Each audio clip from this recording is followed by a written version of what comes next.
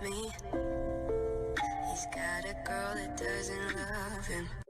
Hello, you're listening to the Telekom Electronic Beats podcast. My name is Derek Opperman. I'm the former editor-in-chief of electronicbeats.net, and as of this year, I relocated from Berlin to Los Angeles, where this week's guest grew up and currently lives. She's a singer-songwriter who's at the age of 18 quickly established herself as one of the most essential musical voices of her generation, thanks to, among other things, her phenomenal 2019 album, When We All Fall Asleep, Where Do We Go?, and its 6 ubiquitous singles, which includes the particularly excellent Bad Guy. Earlier this year, she cleaned up at just about every major award show. She took home 5 Grammys, including Best New Artist, Record of the Year, Song of the Year, and Album of the Year. In February, she dropped No Time to Die, the theme song for the upcoming James Bond film of the same name. We're very excited to have her on the podcast. Billie Eilish, thank you so much for joining us today. Of course, thanks for having me. Yeah, how you doing? I'm all right. I'm, getting through this. Yeah. Weird stuff going on right now, but I'm here. Yeah. Is there anything in particular you're doing right now? I've been fostering 2 puppies, which has been amazing and full-time job at the same time. But it's actually been great. It's like, when else am I going to have time to do that? Yeah, sure. So it was I feel like more people should do that. They need it. Yeah. What are their names, or? They are named after characters from To Kill a Mockingbird. One is Jem, and the other one is Miss Maddie. That's cool. They're tiny. They're adorable. They're sleeping. Why To Kill a Mockingbird? I have no clue. I didn't do it. Oh, okay. That's not me. I would not me. But it's cute, though. Yeah. Okay. Well, I guess switching gears, what was your favorite place to be as a child and why? My favorite place to be as a child?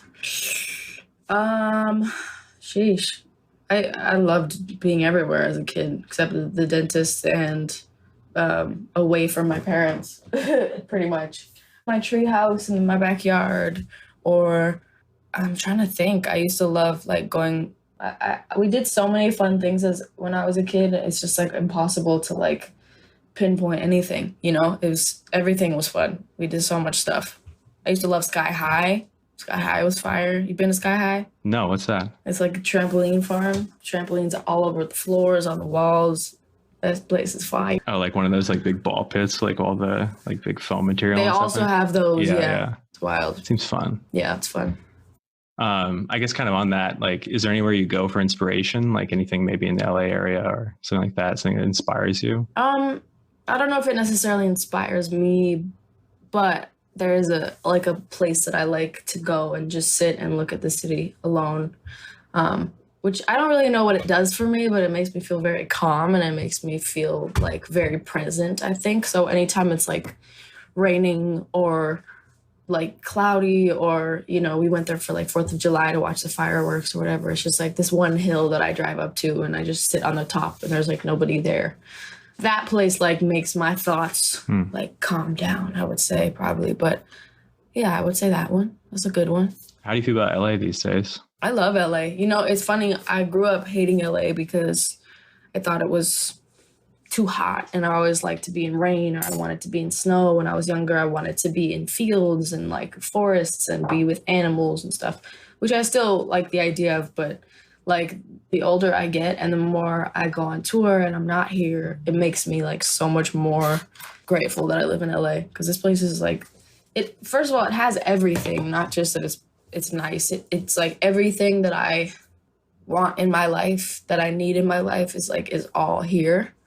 Everybody, everything, it's all here. Everything's in LA. And it's nice. The weather is nice. It's not brutal. I used to be oh, it's so horrible. It's so hot. But it's yeah, it's hot as hell for a certain part of the year. But the rest of the year, it's so nice. And the rain here, it's LA is amazing. I love LA. I'm so grateful I live here now. Yeah. Do you have an inner circle of friends in LA that kind of keep you grounded? Not anymore.